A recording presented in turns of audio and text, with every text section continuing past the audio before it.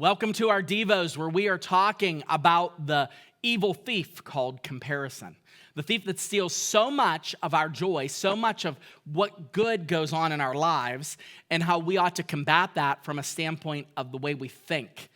And today, one of the things that I want to confront us with, that we can all be confronted with, is the idea of comparison isn't just something idle that we do that doesn't really affect us. You could say, well, I compare myself to others, but I don't talk about it. I don't talk about them. I just secretly have this thing going on. Well, it's not really a secret. God knows about it. But there's something else. What you chase defines you. What you chase defines you. Let me explain. If you are secretly on social media looking at your neighbor, looking at what's going on with them, looking at how people are experiencing things that you wish you could experience, what's happening is your mind is kind of fixing on those things.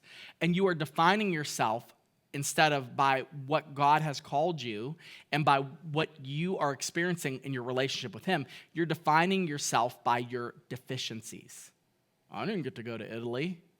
I remember there was a couple people, I wasn't envious about this, but it just comes into my mind now. I just thought it was funny. Whenever COVID happened in 2020, and whenever when the country really first shut down, and we thought if you sat next to your grandma at the dinner table that your grandma would die. Remember those times? It was really, really, really, really kind of tense. And I remember some of the younger people in the church were, me and Pastor Mike and Pastor Ron and Pastor Jason were trying to figure out how to keep the church open. And there were people we saw that were buying like trips to like France and Italy for like $18 for a plane ticket because nobody was traveling. And I was like, oh man, I wish we could jump on a plane and do this. But the truth is, it's funny when you look at that. I was genuinely happy because, there was probably never a cheaper time to travel if people want to do that, if you wanted to take the risk. But more importantly, if you start to make a habit of doing that and you're only looking at what other people are doing, I can't believe that Alex did this or Jason was able to do this or how come they went and did this, then what happens is that's defining you. Like, I'm the guy that can't go on vacation. I'm the guy that can't go to Italy. I'm the guy and that is part of your mental gymnastics that you're doing that will inevitably sap you of your joy. In Ecclesiastes 4, verse 4, we read this over the weekend. He says, then I saw that all the toil and all the skill and work came from a man's envy of his neighbor.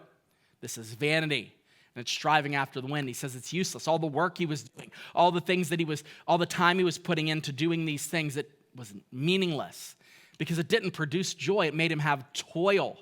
That four-letter word that came as a result of the curse, that toil, that sweat, that resistance that comes along with work. He said, I had to experience that, and it wasn't worth it. Well, comparison is never worth it.